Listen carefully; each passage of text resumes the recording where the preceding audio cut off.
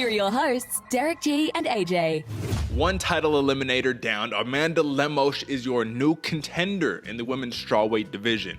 And it's crazy how that happens, folks. Marina Rodriguez put up such a valiant effort, but when you get clipped, when you get paused, there's almost nothing you can do. Folks, welcome back to another episode of the Bloody Water Podcast. We tried to warn you. We tried to give you the disclaimer and let you know that, hey, these cards that are strategically placed right before a big pay-per-view, don't sleep on them. What happens? 11 fights later, 9 finishes later. I think we had a pretty stacked card on our hands. So breaking it down with me, as always, the Santa Fe Bomber, the New Mexico native himself, my man AJ, brother. You evened up the tally board. You evened up the scoreboard, 129-76. I know you feeling rejuvenated, fresh cut, ready to go. How you feeling, brother? Ooh, Derek, even money going into the stretch, brother. We are on the home stretch right here. Things are shaking up. And what's even crazier, like you said, 9 finishes out of an 11 card fight night. Yeah. Man, these sleepy cards, quote unquote, sleepy cards really show up, especially leading you into the big UFC 281. Is it 281? Either way, Adesanya and Polyana, man. Yeah, this was a hell of a card to watch on what most would have considered a sleepy Saturday. Absolutely. And just because there was a bunch of finishes doesn't always mean that it had the highest entertainment value, but I'd have to argue that this one was pretty good. We had some contenders drop a couple spots. We have some new prospects in here. We had a couple of people who were able to just kind of double down, solidify their ranking where they are currently in their divisional aspect. But we also had a record break, and I wanted to talk about this record break off the bat real fast, man. Magny, currently the all-time leader in welterweight wins in the UFC, man. He just surpassed Georges St. Pierre, who some would argue is legitimately like the greatest welterweight of all time. I mean, come on, bro. It's kind of a cheat code because his entire career, Magny has basically been in the UFC for the most part, right? But what do you make of that? That's huge news right there. Man, it's absolutely massive news. Nonetheless, like you're saying, you can take into all the side stuff that he's been growing from the UFC, basically raised in here. But still, you're fighting at the highest level of competition, getting the most wins, especially over a GOAT like GSP, who I would say 8 out of 10, maybe nowadays, 6 out of 10 would argue he's the GOAT. But Magny, what blows my mind, man, still not the most respected fighter in the UFC for that kind of stuff. Blows my mind that you can have that kind of accolade and still get overlooked. Brother, and I mean, listen, 20 career wins in the welterweight division. This is the biggest part, and then we'll move on to the pertinent fights at hand. But at the end of the day, the thing that bugged me was when I was doing my fight prep and I was kind of going over my film study, I was seeing a lot of different handicapping shows talking about, Magny's over the hill, he's fighting D-Rod. If this was 3-4 years ago, I'd pick for Magny, but I just don't know. I think he's a little washed up. And what does he do? He pulls off the greatest, GM3-esque gatekeeping is basically what he pulled off right there, man. I mean, this dude is still a force to be reckoned with. We were talking about Daniel Rodriguez having more submission victories in his career than Magny, and what happens? He get Dawson in the third round with those 80-inch reach arms right there, brother. Let's get it, But either way, folks, let's talk about it. Let's get into the prop recap, and let's talk about the fights at hand. But if you haven't subscribed yet, you should definitely subscribe right now. We're at 435 subscribers, actually, man. Nice, not even number, but that nice 3-5. Let's hit it to 40. Let's hit it to 50. But before the end of the month, we want to hit 500 subscribers. So help us do that. You're the only people that can help us do it. Make it happen. Subscribe. You dig. All right, AJ, brother, let's talk about it. All right, man. So almost a clean 5-0 for you. So close, but that main event did not go your way. Either way, man, we're looking at the big wins, right? Magny, Nuerdanbieke, Tagir Ulanbekov, and for you, my man, we have Grant KGD Dawson. Now, AJ, let's let the people know, of course, right? We did have Josh Parisian over Chase Sherman originally. Last hour, Josh Parisian has to pull out, and they put this one on that we already talked about in our Prelim Pourover, right? So how much more confident, I guess, do you feel that we were doubling down on Nuerdanbieke before, and he comes in and basically steamrolls Minner, who we're going to have to talk about this a little bit later. Might be a little controversy. Might have came into the fight with an injury, but what do you think? Might have came into the fight with an injury, man. It was such a weird toe leg kick thing that if you just felt for the man because something hurt with the way he was stepping. But I mean, I think regardless of what was going down there, Nuerdanbieke was starting to build up, man. I mean, he's a force to be reckoned with. Yeah. You got to give credit where credit is due. He checked the kick with the knee. You catch it on the toe. It is what it is. It's a fight game. Anybody can go down like that, but it's a rough way to see Minner go down because he's tough. And you know how tough he is. He threw a second leg kick right after he just hurt his leg, bro. It was wild. Very Thiago Santos-esque right there. You know what I'm saying? But, all right, folks. Marco Madsen over Grant Dawson. That's another one that I want to talk about right there. Now, we're going to obviously break it down in depth, man. But how impressive was it to see Grant Dawson out-grapple, out-wrestle, and, ultimately submit the Olympic silver medalist Marco Madsen? Wild, Derick. Wild, especially because that's what he said he was going to do. Come in with the jabs, come in with the low kicks, shoot for the double leg, ground control, take down, tap him out. Wild, and you can do that to the Olympian. I was shocked because I saw the fight, I was like, okay, this is going down, and then really, you're just going to keep doing this for all 3 rounds? Woof. Yeah, and that's kind of the thing right there, man. I thought Dawson could definitely win the fight, but to do it that way, you earned everybody's respect. However, you missed weight. And let's just say that's going to be a big blemish on that feat that you just had right there. All right, man. And let's talk about the main event because all the other ones we hit on: Magny, Nuerdanbieke, Ulanbekov, right? Marina Rodriguez, Amanda Lemos. We said Amanda Lemos. She has a couple of options to win this fight, whether it's the grappling, whether it's just shutting the lights off. And she paused. Marina Rodriguez, very surprised to see it. But in terms of likeliness of outcome, right?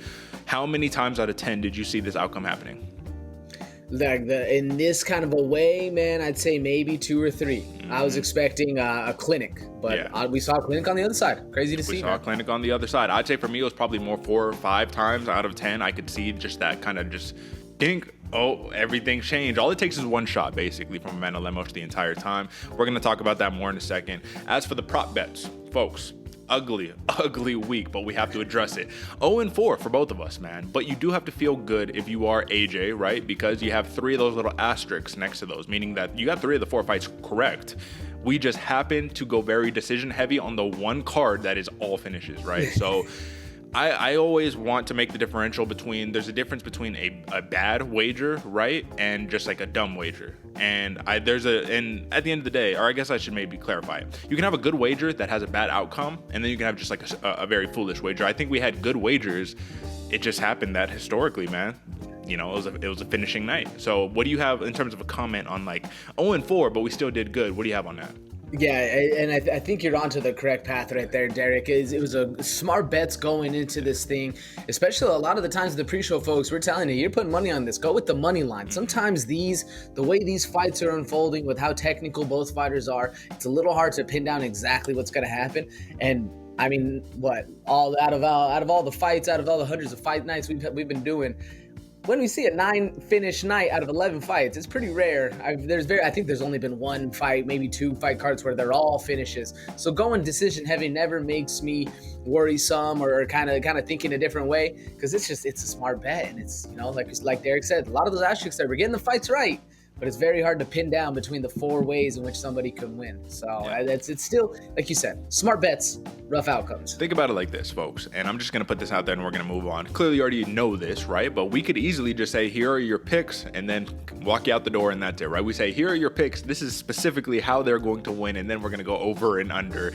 And so it's almost trying to pick an impossibility right there. But at the end of the day, rough week, man. We got to address it, and we are addressing it here. 3-2 for me on the money line. AJ wins the money line on the week. 4-1 evens the tally, and I'm gonna have to fix this actually because I did not fix the total right there. But as you saw a little bit earlier, folks, all tied up 129.76 a pop. So I want to make that clear. I did not update the tally there, but it's even money.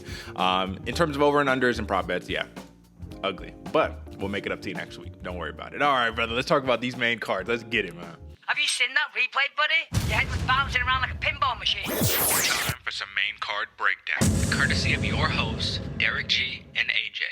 All right, AJ, how much does it surprise you if I let you know that at the time of the finish, right, 3 rounds into this main event, Amanda Lemos only secured 29 significant strikes and Marina Rodriguez only landed 19? What do you make of that? Well, I expected the number to be way skewed. The Lemos significant strikes, I expected that to be a little on the lower end, not so much output, but a lot more power. What blew my mind was that Rodriguez 19 into this one, man. We're talking big game on she's death by 1,000 punches. To get off 19 significant strikes is a little uncharacteristic of Rodriguez. And this is when I saw the tide of the fight turn a little bit because I started to realize really early. First off, first round, hesitant. They're feeling each other out. They're studying fighting. They're making feints. They're making reads. They're doing all of that. It's 5 rounds. I'm not really too concerned about that. Marina Rodriguez ends up falling on top and took on to like a 3/4 mount position on Amanda Lemos. Once Amanda Lemos went double underhooks and just couldn't quite secure the takedown she was looking for. It would have been nasty if she got it, but either way, Rodriguez, to some, won the first round given that takedown, right? Nothing really happened, couple ground and pound punches, right? Okay, round 2, Lemos starts to get off a little bit more, gets the grappling, and basically controls her for a round, working on the rear naked choke. Okay, round 3, now it's time, the fight starts now, right? 1-1, now the fight starts, and Rodriguez just can't get in. I mean, did you notice that right there? You're like, Rodriguez, normally she's in there. She's not scared to go in and get into the pocket. Her corner is yelling at her, I need you to fight now. Did you realize then she can't get in, bro? She's way too worried about getting clipped. Way too worried about getting clipped, and it would look like a step behind Amanda Lemos. Lemos was cutting the cage off nicely, reading the things, getting the better of the exchanges, and that's really where I start to see the mental capacity of Marina Rodriguez start to suffer. She really started, like you said, getting hesitant, getting scared, not really jumping into the fight, and especially when you have your corner behind you shouting, I need you to fight now. In your mind, you're like, I have been. What have I been doing? I don't even want to do anymore. And then you get clipped, then you get hurt. It was a rough outcome because you really, like I said, it seemed like an off night for Marina Rodriguez and not her normal fight style. But that's what happens when you got a big bomber like Amanda Lemos coming in there and just throwing haymakers, or not even haymakers nonetheless, because those are a couple clean. That 1-2 that put her, literally turned her over, beautiful, crisp, clean shot. So, but still, crack on him too. Power all day long. It's what happens, man. You get stunned, you freeze up, and you no longer are that clinical striker like Marina Rodriguez is. Amanda Lemos takes the fight into her hands. Is it a little odd though, man? Because we were both saying, right? If it's early, Amanda Lemos, right? And this, I guess, counts kind of as early. This was the very beginning of the 3rd round, right? But if it went a little bit later, 3, 4, 5, that should be Rodriguez all day long. What does it mean to you that Lemos, when she fought Angela Hill, right? 3-round fight, couldn't finish her, but you finish Marina Rodriguez? It's like MMA math.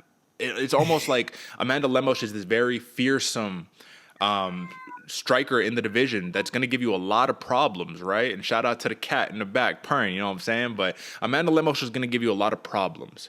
But I can also see her getting dominated by certain fighters in the division just based on their stylistic matchup. So it's like she's very, very scary, but not really. So what do you make of that situation?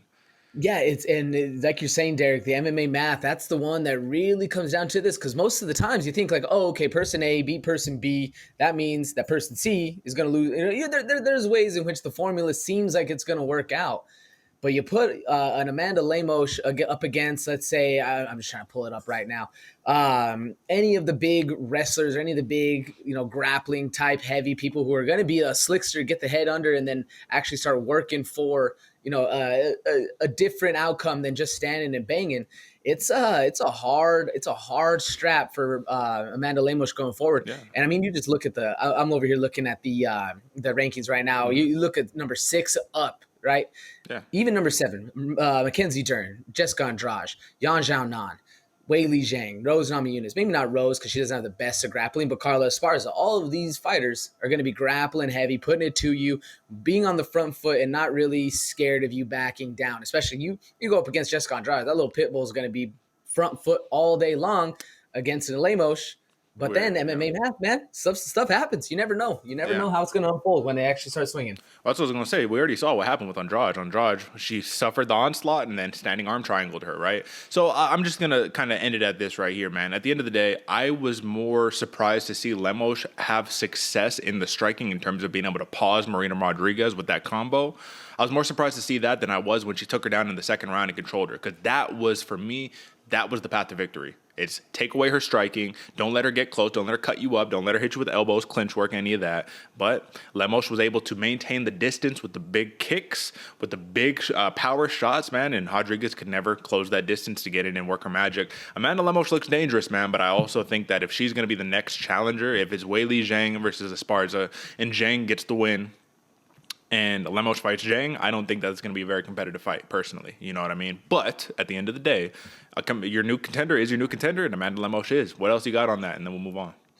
No, I agree with you, man. It's if Weili gets this one on Esparza, I honestly think Amanda Lemos is going to be going to have a very hard fight going into her next fight, regardless. But you never know, because of the new girl throwing a new thing in, man. We've been talking about it. The math sometimes doesn't add up. We'll see, though. I will say this, man. Live by the standing TKO, die by the standing TKO. This is the first time in Marina Rodriguez's UFC tenure that she actually has been finished right there. So this is very impressive work by Amanda Lemos, your new contender in the strawweight division. All right, brother. We talked history a second ago. Let's talk history again.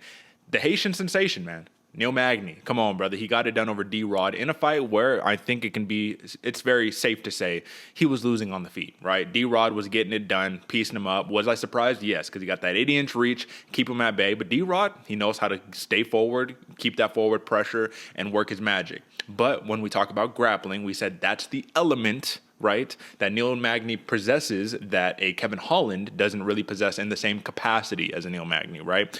Magny only loses to the top-notch grapplers. You fought Daniel Rodriguez, you got the submission in the third round. Had that submission not come and had he not been able to get the fight to the ground, do you think that this was smooth sailing for D-Rod?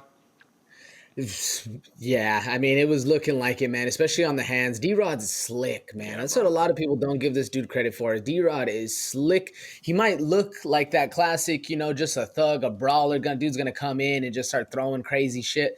But D-Rod, man, he's a slickster with the best of them, and he's got hands that are very, very intelligent. And I think he was running away with it until Neil Magny really started to put the work in on the ground game, man. Once he was able to feel comfortable in the grappling, which kind of blows my mind, because you're right, Derek. When Neil Magny loses, he loses to the top of the grapplers or the wrestlers or the people that are able to control him. So getting a Darce, and sure, D-Rod isn't the most, grappling heavy or has a lot of grappling prowess, but still being able to do that in a fight which you're losing shows to me that Neil Magny is working on those flaws, working on the holes in his game, and trying to get a little bit more praise as far as the ground game goes. Because with those 80-inch arms, sure, the reach, the jab, that's always going to be there. I feel like that's what everybody's looking for, the long reach with.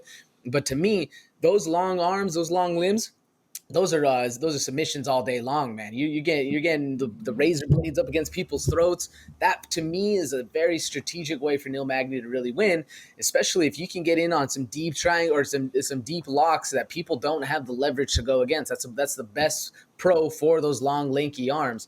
Now let's see if he can actually keep going and start to beat those top-tier grapplers, those top-tier wrestlers going forward. Do you think he stands a chance to do that, or are we just going to see the normal Neil Magny? I think that this is Neil Magny. I think this is always in the realm of possibilities for Neil Magny, and I think that this is just his game. He just had a favorable matchup right here. You know what I'm saying? But at the end of the day, keep working your magic. It's too late in the career to reinvent the wheel, right? Just keep working with what got you to the show. You can't be a perennial top 15 guy and not be legit at what you do in all aspects of MMA. Now, for Daniel Rodriguez, you do have to take into consideration this is another fight where he just suffered his first career finish loss, right? So it's going to be tough sledding for D-Rod to kind of bounce back from that, but I think he could take a lot of confidence from this fight, man, and say, I belong with these top 15 dudes, man. This isn't even a question at this point. Let me shore up a little takedown defense. Let me get my jiu-jitsu up a little bit, and I think D-Rod is going to be making some noise here in the future, as long as he can stay healthy, because he did start MMA pretty late, man. But the question is for Neil Magny. What do we do with Neil Magny at this point, man? You're 13. You just beat number 14. I mean, at this point, you can't really beg for the top 8 people right now. You kind of take another gatekeeping. Basically, is he relegated full-on gatekeeper role, Neil Magny? At this point, maybe not relegated, because I do see him bumping up maybe a couple slots, but he's knocking on the door, the gatekeeping, man. He's joining the boys in the back. All right, man. Well, look at that plus 1,400 submission prop victory right there, man. We said it was kind of crazy. We're like, I wonder why that was literally the wildest odds that he had available. Very Trayshawn Gore-esque right there. But a win is a win is a win, and Magny is on the board. That is your welterweight leader in the UFC divisional history right there. All right, man. You already talked about it earlier. There wasn't much of a fight, but we need to talk about controversy, maybe. So the word is, this is the big controversy right here, AJ. Word is Darrick Minner, basically the whole entire time. Let me actually take a peek if I could pop it open right now. The opening odds for this fight originally for Darrick Minner versus Shailan Nuerdanbieke were plus 170 Minner, minus 200 Nuerdanbieke, right? Fair line. I thought Nuerdanbieke should have been the favorite either way, even though Minner, definitely he's a dog, right? So they say about an hour prior to the fight actually going down, the odds swelled substantially in favor of Nuerdanbieke, and it went from like +1 something for Minner to like +300, and above, right? So that tells you something is wrong. The odds makers, Vegas, they know something that everybody else doesn't know. Which, when we're talking about betting, we need to have the utmost transparency, or else this whole betting thing doesn't make sense, right? If we're playing behind closed doors, why are we playing at all? So the question is, who knew? Did Darrick Minner have an injury? Did he come in with a compromised knee and said, fuck it, I just got to fight. I signed the contract. I'm ready to go. Does this smell fishy to you? Like, what do you make of just that context right there? It does smell a little fishy, Derek, and I'm wondering if this is why Dana White has made the mandate that fighters are not going to be betting on themselves. Because and not making any allegations of cheating or anything like that, but I can see why at this point, because the only reason the numbers swelled like that is because an influx of people went, oh, I got Nuerdanbieke. They came in last hour and went, I want to change my mind to Nuerdanbieke, and just the money flows in, and that's really so. Somebody had to know something was going on to really. We don't see those kind of swells in the last hour or two. We'll see tides change. We'll see stuff like that happen. It's usually a week out. It's usually when the fans get involved. But for something like this, it makes a lot of sense because it wasn't the most classical knee injury situation. I'm actually excited to see if Dr. Brian Suter does a video on this one, because there are some tendons in which you can bend a certain way and it makes your knee feel weird, especially if you're already injured. And I think that's kind of the big point here. If you're already injured and you get that little tweak, it hurts way more, and your knee is so much more susceptible to feeling that kind of thing. Maybe that's why. Maybe. I mean, I'm not pointing any fingers, but I'm just saying that it makes sense to why Dana White is now kind of putting in that you can't bet on yourself clause. Like it seems a little fishy to the non-acquainted, if you will. Yeah, man, and I think that this is even a worse spot for Darrick Minner, because now you move to 2-4 in your UFC tenure, right? Wins over Charles Rosa and TJ Laramie, that's big, but you lost to Nuerdanbieke, Ryan Hall, Darren Elkins, and Grant Dawson. Not bad names to lose to, but at the end of the day, you only get so many fights before they say, all right, now you can go back to the regional scene, and that's the last thing you want, because this wasn't even a fight. The fight never got started. You throw a kick, your knee gets hurt, you're like, goddamn, the referee should have probably stopped it right there, but he let Nuerdanbieke just beat him up a little bit after before stopping it. Either way, this was almost a free win for Shailan Nuerdanbieke. 3-fight win streak right now. First finish in the UFC thus far. Does it count as a finish? I mean, on paper, yes. But, I mean, he looked good, but there wasn't really a fight. So, I mean, for Nuerdanbieke, is this a pass, go, collect 200, just free money right here? Or do you think that he actually isn't going to move up any spot in the rankings until he actually, gets another big win? I don't think he's moving up, Derek. We just didn't see enough to actually, determine that. I think this is like you said, man, you just pass go, collect your double check, and keep it rolling, brother. Keep it rolling, man, right there. All right, big win by Shailan Nuerdanbieke, but you do got to feel for Darrick Minner. I guess I definitely feel like there's going to be more reported on what's going on here. But this is the big one right here, AJ. Tagir Ulanbekov, number 15 in the men's flyweight division, fights a Nate Maness, who came down from, I'm damn near looking like he was on death's door with that weight cut, man. Going down to 125. Dude previously fought at 135, 145. So I thought he's nice, big. It'd be a good challenge for Ulanbekov. I mean, Maness didn't get submitted by Usman Nurmagomedov in their last fight, right? And what does Tagir do? He just basically says, I'm going to steamroll you and I'm going to choke you out. And that was basically it, man. Like, this was a clinic by Tagir Ulanbekov. What do you make of the Nate Maness weight cut now that you've seen it in action? It's rough, man. Yeah. A lot of these fighters, seeing them just literally shrivel down to a bag of bones and then go in expecting to have one of the hardest fights of your entire life within 8, 10, 11, 12 hours, it really makes you think why the 1FCs and all these other ones are putting into hydration clauses and weight clauses and stuff like that. It's not a good look, man. And on the bottom, it says round 3, but I'm pretty sure it was a round 1 submission, an absolute steamrolling for Ulanbekov. And I think a lot of the weight has to do with it, man. You just don't have the energy going in. You're a dude fighting at 135 pound flyweight, 125 pounds. Mm-hmm. Which you used to fight, 35, excuse me. You used to fight at 155, 145. That's a lot of weight that you're just dropping down to quote unquote get a better advantage.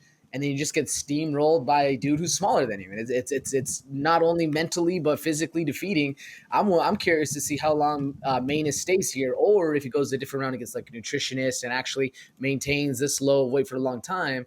That's when I can see this kind of working out. But if you're doing this, and correct me if I'm wrong. No, it might have been it was a Grant Dawson fight that was taken on 2 weeks. I thought this fight was taken short notice, but to cut that weight, it doesn't make sense to me. What about you, Derek? Yeah, no, dude, I feel you. And basically, this is where I'm coming from in this situation right here, man. I just think that you definitely shouldn't be depleting your body like that if you're going to be fighting these high-level guys, right? But at the same time, if you feel like you've been able to, like, you felt like you were good and you were ready to go, man, you can't blame them if they're able to make the weight. Like, we call it sanctioned cheating, but at the end of the day, I mean, you kind of know what time it is. So let me actually just take a... There we go. Fix that for you right there, brother. Sorry about that. That was a first round submission victory right there. This is the big part, man. I think that he said, I want another crack at Team Khabib. I think that he had a good shot on the feet, but when it went to the grappling right there, if I'm not mistaken, I think it was Maness that actually tried to initiate some type of takedown attempt and then got standing guillotined. And that's just kind of what happens right there, man. Ulanbekov, nice and tall. Like, here's the big thing.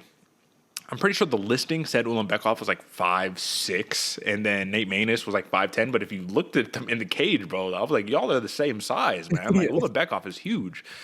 So yeah, when he stood up, when you got these tall guys and they're able to wrap their arm around your neck and stand up, you have a split second to fight those hands before it gets tight and you're done. And he was basically done right there. If you saw the tap, man, that was like a tap in for dear life. Ulanbekov looked fantastic. And I want to now make the comparison of what does it mean to you that Ulanbekov was able to finish Maness and Usman wasn't?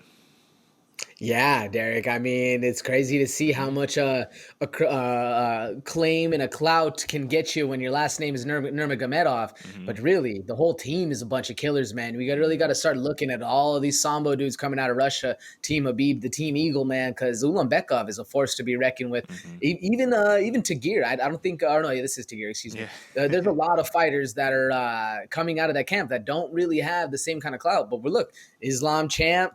We got a lot of these fighters that are coming up, man. We got to start respecting even more so. Absolutely. I would love to see Tagir now take on a legitimate challenge here in the top 15 because he's ranked number 15. Why not match him up with the Muhammad Mukayev, right? You know what I mean? You want to talk grappler versus grappler. Why not match him up with the Suma Derick G? Why not fight? I mean, Tim Elliott, right? You lost already. Very controversial, right? But now let's fight the Amir Albazi's, the Matheus Nicolaus. You know, we got some options there, man. We got some options. That's the point. Big win by Ulanbekov. I would love to see where Nate Maness goes from here. But, I mean, at the end of the day, this is the Ulanbekov show today. You know what I'm saying? Like, this dude really, it wasn't as impressive as the next fight we're going to talk about, but that impressed me right there. But this one right here, man, this needs to get all the clout, all the acclaim. I mean, that's what's so terrible about the weight miss on Grant Dawson's part. You would be the belle of the ball. You would be the talk of the town after this domination victory over Marco Madsen. Did you expect this? This is what Grant Dawson, his funky style, man. This is what I didn't expect. Marco Madsen drops him immediately as the fight goes on. So I'm like, oh shit, Madsen's not playing here today. He's ready to go, right? But his forward pressure, especially as a wrestler, was countered by Grant Dawson saying, I'm going to shoot the double, but I'm going to do it in a way that you normally haven't seen. When you jump forward and you lunge at me with that right hand, I'm going to drop down, luckily not get kneed square in my face, but drop down on a single, and then I'm just going to keep fighting, stay on your leg, and take you down. And what did he say he was going to do, AJ? He said, I'm going to get on his legs, and I'm not going to stop until I take him down. And he did it to a silver Olympic medalist in Greco-Roman wrestling in Marco Madsen, man. I mean, pure domination from start to finish right here, besides getting dropped. The biggest surprise for me was that he was actually able to submit Madsen in round 3. That right there, man. I mean, all chops to Grant Dawson. What do you make of it? Yeah, no, surprising. But when you saw how grinding down, how weathering the fight was that Grant Dawson was putting on Madsen, you could see it in Marco Madsen's face that this was a rough loss. Excuse me. And a really rough like fight realization, because I feel like Marco Madsen was just thinking he's game. Like he's got the ground game all locked in, not worried about it at all. And then Grant Dawson just comes in and just not steamrolls, but puts on a very effective pressure style fight. Excuse me. Just pressure from the jump. I mean, they were going when any time that Grant Dawson would grab Marco Madsen's leg, whether it's a single leg, double leg, just relentless attack. And it was nice being able to listen to DC give you the breakdown on the single leg as Grant Dawson is literally working it to perfection. It's crazy to see you do that to a silver medalist.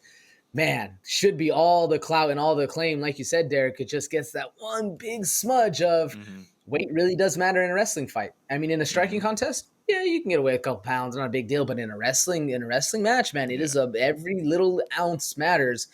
And Grant Dawson has a big smudge now going into this what should be like you said, a storied win. And that was going to be my next question. How much do you think the weight actually was in terms of being impactful for this fight? Like, do you think that was the big difference? Because he didn't miss weight by like a half a pound. He missed weight by like 2 pounds, like 2.5 maybe. Yeah, no, I think it did a massive difference as far as maybe not the weight you were feeling, but the energy level. Because it's always those last little bit of pounds that really matter the most. And this was a 2-week notice fight, but the thing that blew my mind, Grant Dawson weighed in the 2 pounds heavy, like 10 minutes into the window. So he had a lot of time to cut that weight. Was fuck it, I'm good. Yeah. It's all and good. That's the craziest part to me right here, man, is that Grant Dawson's already huge. And when you saw them in the cage together, you're like, oh shit, like Dawson is big, bro. And he missed weight, and I was like, he's already huge. So it was going to be tough sledding right there. I was surprised to see Madsen drop him immediately. But the real story isn't just the grappling, man. It's Marco Madsen's inability to check a calf kick. He got tagged with like 10 of them in a row and just didn't check them. And then it was like, all right, I'm going to switch stances. And then immediately, no, that's not comfortable. Let me switch back. Boom, leg kick. And then you get dropped with the leg kick and then you get grappled on top in smash style. So if you're Marco Madsen, we said this. You're 38 years old. This is basically your closing window right here. This is your last opportunity. Give it everything you got. And I feel like he's going to walk away going back to the drawing board and saying, God damn, I probably could have avoided some of this with different preparation right here with the different mindset. Interview was fantastic and all that, but Grant Dawson was clearly the better mixed martial artist on Saturday night. Is this the end of the Marco Madsen story? Or at this point, because they're saying maybe he should fight people his age, that doesn't get you to a title. So what should be the mindset for a Marco Madsen at this point? That doesn't get you a title, but Derek, it does feed your family and arguably might feed them a little bit better than fighting these young guns and losing half your money. Yeah. So, I mean, I'm about it. I would like to see Marco Madsen continue his storied career. But like you said, that's not how you get to gold. But what I was thinking, Derek, one thing that popped in my mind real quick before we jump over to the next section, what would have been a worse loss to Marco Madsen going forward? What would have been the way he lost now, where he was getting controlled, dominated on the ground, completely out grappled, out controlled, or Grant Dawson lets him stand up, leg kick finish? What do you think? The way he lost is worse, in my opinion. It's massively worse because you're the silver Olympic medalist right there. And what was our story coming into this fight? Grant Dawson, you know he has a chip on his shoulder. There's nothing that he would love to do more than to out-wrestle the silver Olympic, medalist right there, bro. Like, literally, your whole entire persona and ego is based off of, I am an Olympian, right? I'm an Olympic medalist. And you just got steamrolled by a 28-year-old kid who was never supposed to be a really good wrestler. That's got to hurt right there. You get finished with leg kicks, you can always chop it up. Okay, I just got to work on my striking defense, my leg kick defense and all that. No, you got exposed right here bad, and Grant Dawson didn't just hold you down and lay on you for 15 minutes. He submitted you, man. He made you tap. He made you say uncle. And there's nothing wrong with that, but at the end of the day, it's just a matter of like the O is gone, and that on top of it, that's tough. That's tough right there. Let's see what's next for Dawson. Let's see how the UFC brass treats him, given that he did miss weight. But regardless, man, a win is a win is a win, and this was a dominant one right here. But, AJ, we have some actually really big, fights to talk about in the prelims here, man, that I feel like a lot of people kind of glossed over. So let's jump on it real quick, man. A couple of things that I wanted to make note of. First things first, Jake Hadley. This is a guy that we need to talk about right here. I told you Jake Hadley coming off of his first career loss to Alan Nascimento. He fights a Carlos Candelario, who also comes in heavy, right? Another dude who comes in heavy. Candelario is known for his great striking, right? Very crisp striking. But Jake Hadley looked like a seasoned boxer up in there, man. Doing a lot of that. We don't know what it's called, but even Juliana Pena was saying after, on the post-fight analysis or whatnot, he has this style where he's kind of parrying all your shots with his elbow. So every time you're punching in, he's blocking it with his elbow. So honestly, it is just like that parry style. But I was worried because every time I saw that, and listen, who am I on the couch? You know what I mean? Over here trying to give advice, armchair quarterback. But I was like, bro, every time you're trying to throw that rear hand and he's popping his elbow up, you need to fake the rear hand and then slip under with an uppercut and crack him. And that never came. Instead, Hadley was utilizing some uppercuts. All great work. Got him in the triangle, though, AJ. This is what I wanted your opinion on. This is what was beautiful to me. Gets him in the triangle, beats him up in the triangle before actually utilizing it. So that's one of my favorite control techniques. You got him in the triangle. You can work the arm bar, you can work the regular triangle, or you can just elbow their fucking face in the entire time. He did literally all three and then ended up finishing the fight. Like, what did you make of that? That was a dominant performance.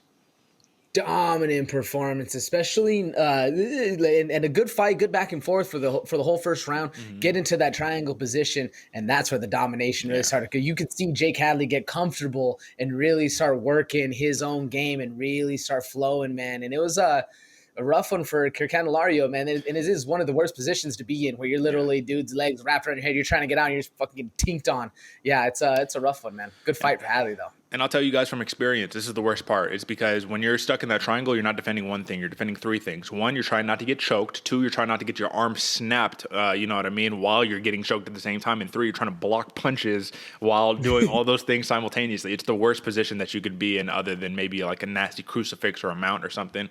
That was beautiful right there. All right, AJ, another piece of news right here. Mario Bautista, man. And I'm going to save some of the best for last, right? So we're kind of hitting it in a certain order. But Mario Bautista, man, fantastic win over Benito Lopez. Submits him, armbar. I mean, this was just clinical, just domination. Benito Lopez hasn't fought in 3 years, right? But they were saying there's a difference between a dude showing up for a paycheck and a dude who has championship aspirations, and Bautista put that on full notice right there. What'd you make of the win? Big win, Derek. This is my sleeper, man. Yeah. Bautista coming in from the Sugar Show camp, really proving that this dude is championship, or like you're saying, championship material, man. And another triangle choke with an armbar, having to defend multiple things like you're talking about. That's a style, man. If this dude's flashy, Bautista is gonna be around for quite a while. Like I was saying in the sleeper, good fight, man. I'm excited to see who they match this dude up with next. I mean, it's got to be somebody high level at this point, man. Like, this dude, he's really, really dominating at this point. Tamires Vidal, right? We're talking about her. She had some issues just like, I don't know if Polyana Viana did, but I know that Amanda Lemos did have coming over to America because of all the political stuff happening in Brazil right now. Either way, has this very long-winded walkout to open up the bout, right? Open up the card. Very long-winded. She kept stopping. And they're like, bro, you need to hurry up. This is your debut. Like, come on, bro. You know, this is embarrassing. What are you doing? Very fun, very loose, right? Fights of Ramona Pascual, which we already kind of had our own gripes with a little bit, you know, in the pre-show. And what does she do, man? I mean, it's a little back and forth. She stares at her from a distance, comes in with a jumping switch knee to the liver and shuts her off. Shuts Pascual off, man. It was nasty. It was brutal. It was a hell of a debut. But when your actual debut win is shorter than your walkout time, you got somebody who's legit on your hands right there, brother. What did you make of that one? Like you said, Derek, absolutely legit. And I say drink it in, man. Drink that long walk in. You got all the time in the world, and the camera's on you. Might as well, especially when you can shut the lights off of your opponent. You do that on a decision fight, everybody's just hating you. Nobody respects you. You do that on a flying knee knockout, everyone's like, oh, okay, well, I guess, whatever now. We still got a lot of TV time to fill. Fuck it. All right. You remember that was the Michel Paeta issue when he first joined the UFC. You did this long breakdancing intro and all that, right? And then they ended up being like, all right, bro, well, you got to knock somebody out if you really want to make it count. All right, man. So the next one that I want to talk about right here, and let's just get into it. Polyana Viana, man, she is the story of the night right here, dude. She comes in and she fights a very game Jihn Yu Frey, right? Former atomweight champion in Invicta, undersized for the division, but very good, solid striking, good grappling. She's done newfound wrestling, you know what I mean, as of late, fighting out of that Fortis camp out there in Texas. Stands up with Polyana Viana and very reminiscent to the Amanda Lemos fight, man. She just clipped her on the temple. And you could tell Frey was out on her feet, followed it up with 3-4 punch combo, got her out of there, got the knockout. Full-on finisher, man. Polyana Viana is a finisher, bro. Absolutely. But I do think that this is her first fight in her entire UFC tenure where she has not only registered a knockdown, but a full-on knockout to that pedigree, because everything else is submissions, yes. Last time she knocked her opponent out was Amanda Lemos back in Jungle Fight. So what did you make of this, brother? Because this was fantastic right here. Fantastic, man. And Jihn Yu Frey, for the uninitiated, Jihn Yu Frey has hands. Yes. She's slick out there, man. Very fast, very, like you said, a little undersized, sure, but a previous atomweight champion, but slick and knows the game. And you get pieced up by Polyana Viana, who is very much known for her grappling. Yeah. It's very impressive, man. Speaks level. Like you said, this is the fighter. Remember when we were doing the segment Fighter of the Night? This would have been my pick, because this was a crazy, of all the outcomes I saw, not what I was expecting to see. I thought we were gonna see Viana get close, get in tight, get her to the ground, work some kind of armbar, work some kind of submission, something of that sort. Jihn Yu Frey piecing her up from the inside, getting the hands going. Not at all, man. Not at all. Viana looked crisp. It was a good fight. It was a really, really good fight here. And, bro, I feel like I've said this maybe 2 or 3, maybe even 4 times, but Polyana Viana literally is that star in the making that they're just waiting to take off, right? She has the look. She has the personality. She has the anime tattoo on the chest and all that, man. People love her. They love looking at her and all that, and she could scrap. And when you register knockouts like this, man, they're only waiting to just literally put you on the front page of everything, man. You're going to get all the headlines. She's going to be the new star. If she can keep this up right here, nasty. But then you got to take a revisionist history and look back at her record. She's 4-4 in the UFC, bro. So it's like, you know, you have losses to JJ Aldridge, Hannah Cyphers, Veronica Macedo, Baby Shark, right? And Baby Shark with the little call out after, I don't know if you saw that, but basically Baby Shark says, last time I remembered, you wanted to get that fight to the ground. You wasn't trying to stand with me. So it's like, woohoo, Baby Shark says, you not gonna come up and steal none of my hype. That was a big win right there. But I do want to say, if you look at her wins in the UFC, I mean, I don't want to say that they're not notable, but they're not very notable, right? The biggest win literally is over Jihn Yu Frey. The other one would be over either Emily Whitmire or Mallory Martin. And I know Martin's no longer in the UFC. Whitmire might not be in the UFC anymore. She's definitely had a rough run. I guess this is the point right here, man. How big of a star can Polyana Viana become if she continues to, finish her fights? Massive. The problem I'm worried about is going too fast, especially in the division, man, where, what is she at? Strawweight? Yep. Strawweight. And they have her at 23 on Tapology, but man, I'm hoping they don't rush her up to that top 15, top 10 fighters. Because you get putting in with even a number 10 on Tapology right now, Verna Jandiroba. That's a massive upgrade in a fight opponent that Polyana Viana sure might be game for. Yeah. But man, I hope they give it the slow roll, because this girl is very talented and deserves a lot of that praise. But even I'm looking right now at Tapology: 11, 12, 13. Number 13, Emily Ducat. 12, Lupe Godinez. 11, Angela Hill. All still pretty hard fights. Maybe we get the Emily fight. Okay, that's closer. But still, Lupe and Overkill Hill, Jandiroba, Tisha Torres. Those are all names where I'm betting on the other person and not necessarily Viana, at least at the moment, until we see something else come from her. Yeah, absolutely. So let's see where we can go with the Polyana Viana train. But until then, man, that was just a massive knockout victory right there. It's one of those things, too, where you just don't see it that often in the strawweight division, where you just starch somebody like that. Like, she hit her with the combo and then cracked her a couple times after and then walked up and kissed her on the forehead. Like, all disrespect. You know what I'm saying? Come on, bro. And then to wrap up the prelims, man, Miranda Maverick, she doubles down on her win against Shanna Young. Second victory. First one was in Invicta. This one in the UFC. Feel bad because Shanna Young, she had to, cut her hair, you know what I mean, to, make weight and then get just absolutely dominated by Miranda Maverick. But I mean, got to sharpen up on the grappling, because Miranda Maverick and I feel like she's known as a striker, as a Muay Thai fighter, but her grappling is legit, bro. So watch out for her. And then lastly, Johnny Munoz Jr. versus Ludwig Scholenon. So this was my sleeper, and I still think it lived up as a sleeper, even though it was a decision, because Scholenon is nonstop, move forward, get kicked in the nuts, doesn't even register it, just pissed off. That's all he is. Every time he gets hit, he gets mad. So the referee's like, "Are you good?" He was like, "Yeah, bro, I'm good. What the fuck? Come on, let's go, let's fight."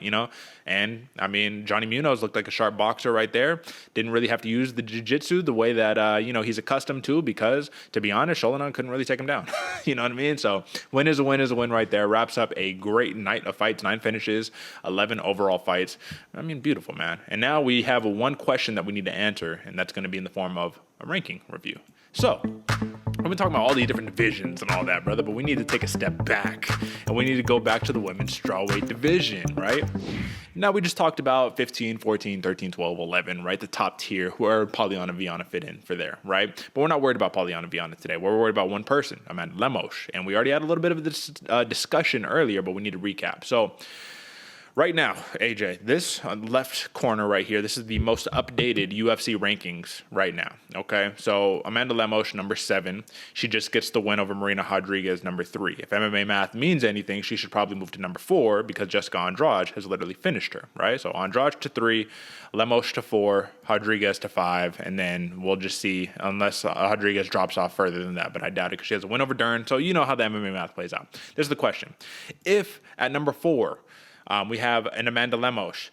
Can she beat these two fighters? This is the question. These two fighters are lining up, Zhang Weili and Carla Esparza. Can she beat a Weili? Can she beat a Namajunas? Or can she beat a Carla Esparza? If either of those fights were to take place next week and they were both fresh, who are you leaning towards? You muted right there, brother. I'm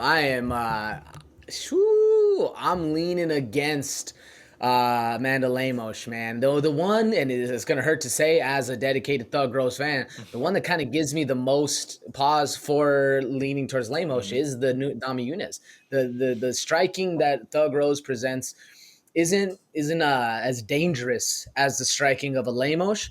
But Thug Rose is great on the ground too, man, and she has the technique and the skill and the heart to get things done. So that's kind of the closest fight I can see. The Weili fight depends because Weili's got power and absolute crack in her hands, feet, everything right there. Carla Esparza, I feel like she's going to out-grapple. She's going to go right back to the cookie jar. The cookie monster is going to go to the cookie jar and get you down to the ground, beat you up.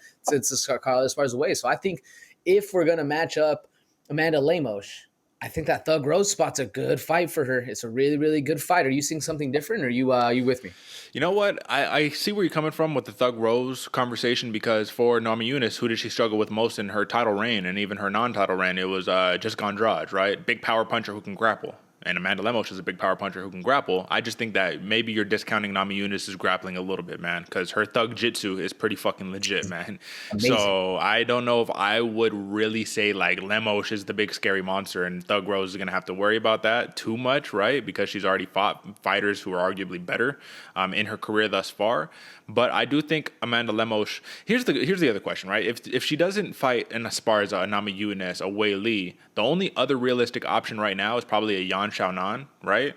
And that would be a very interesting fight. Who do you think would get the better of the exchanges in that fight?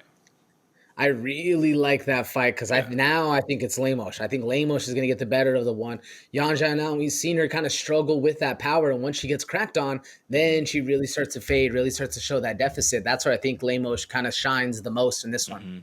So at the end of the day, it honestly does seem to me when I'm looking at it, there's no other way. You either fight Xiaonan or you fight Esparza, Namajunas, Weili. If you're not fighting one of those four, you're probably just not fighting. You know what I mean? So at the end of the day, Amanda Lemos put herself in a fantastic position right here. Marina Rodriguez, unfortunately, because he got finished in the way that you did, you get dropped out of that kind of title picture right there, man. You have to work your way back up. So I wanted to talk about this real quick, and then we'll wrap the show up, man. This is basically Joanne Wood, 2.0, right? When she fought, she basically had a title shot lined up for Valentina Shevchenko, just had to play the waiting game a little bit. I don't know if it was Shevchenko got injured or something, but she just had to play the waiting game a little bit. Said, nah, I want to stay active.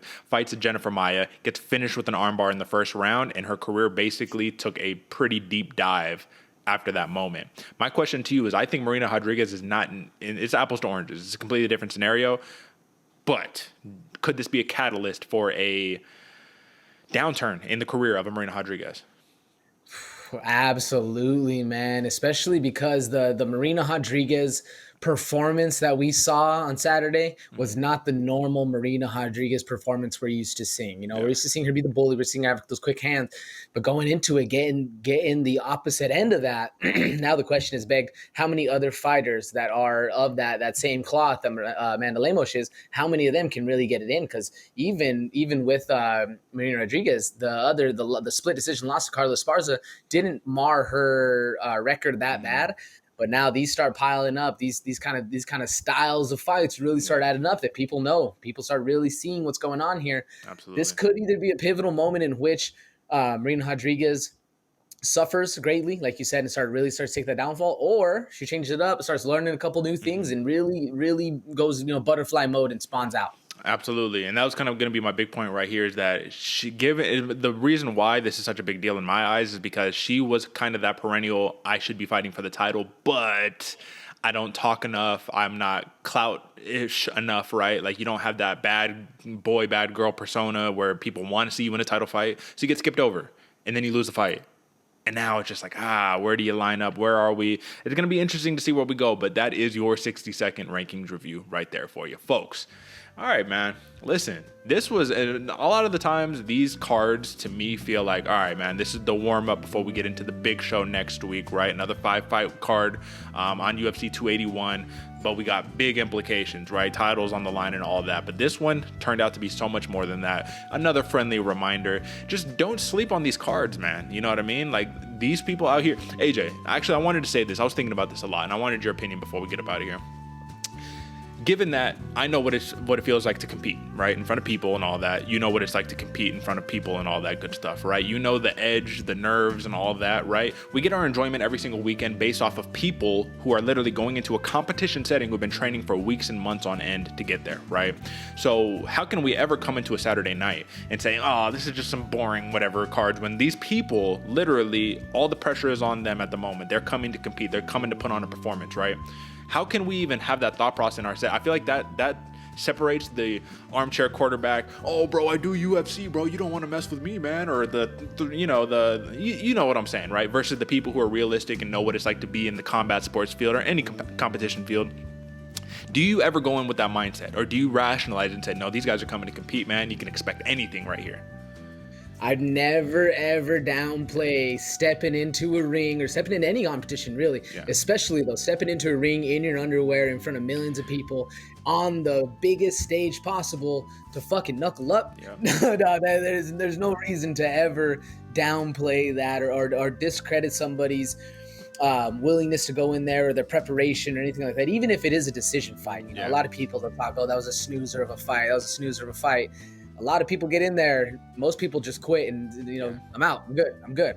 That's a normal person. So if you're going in there, you got to respect it. You got to understand what it is. And if you've ever actually done it, you know how much your heart gets thumping as you're stepping into that or getting ready to go into that. Then you really know this is a whole different level of game these people are fighting with, man. You can't disrespect that at all. Absolutely. And this is going to be another one of those points where you guys might be like, all right, bro, I already heard this. I want to hear this fucking morality nonsense, right? But at the end of the day, man, win or lose, you cannot sit here, talk shit about a fighter, hate on a fighter, any of that stuff, man, because it doesn't matter whether you won or whether you lost officially within the results. You came to compete.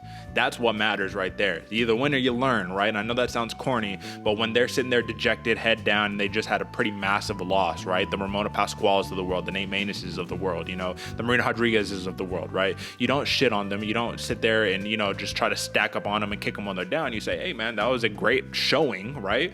Let's get back to the drawing board and let's do it again. So I know this is going to be a different take than what most people say. Well, I don't know, that fighter sucks. Nah, brother, listen. At the end of the day, if you've never stepped in there and you've never put it on the line, shut your mouth. You know what I'm saying? And just watch from the sidelines and keep it pushing. But that's going to be my rant of the day over. AJ, got anything else before we get up out of here? Yeah, Derek, if you've never gone, because I know you have, Derek, but folks, if you've never actually gone in there and you're armchair quarterbacking, just go down to your local gym. Just go down, see what's up. That's it. It takes just a little bit of courage to walk in that door, open that door, and say, hey, I've seen this on TV, and I think I could beat your ass. Yeah. See how much that works out for you. Also, don't do that, because that's always a bad call. But, no, folks, it was a great week of fights, man. I'm excited for the next week coming up. It's going to be a great fight. We get to see the conclusion of the storytelling of the UFC for Alex Baeta. And, man, this either way, though. Good fight. Nine finishes, 11 fights. This is a good one. Like Derek has already said, folks, and we've been saying, maybe not ad nauseum because you're still, you're helping. But we're trying to get to that 500 subscribers by the end of the month. Make sure you share with your friends. Whether you're commenting, subscribing, all that stuff, or like and commenting, that is what it is. But make sure you subscribe. Make sure you share with your friends. Get us out there, produce the show, let us help you going and winning y'all some more money. It's going to be a great one for the next week as well, Dan. Absolutely, brother. Early prediction: 2 fights, Adesanya or Baeta, Esparza or Weili. Early prediction. Ooh, Izzy, Esparza. Oh, all right. As I far as like that. it. I like it. I'm gonna go full transparency here. I like Izzy, and I love Esparza. I met Esparza. She's the kindest person. I love that she's the champion right now, but I think Weili gets done. That's early prediction. I hope my mind changes by next week, but we'll see what happens, folks. That's what deliberation and fight prep is for. That's it for us. If you have not subscribed yet, subscribe. It's your favorite fighter's favorite fight show, the Bloody Water Podcast, premier analysis, wagering, handicap, and everything. You know what time it is, folks. Catch us on Friday for the UFC 281 preview show. All right, folks. That's it for us, and until next time, peace.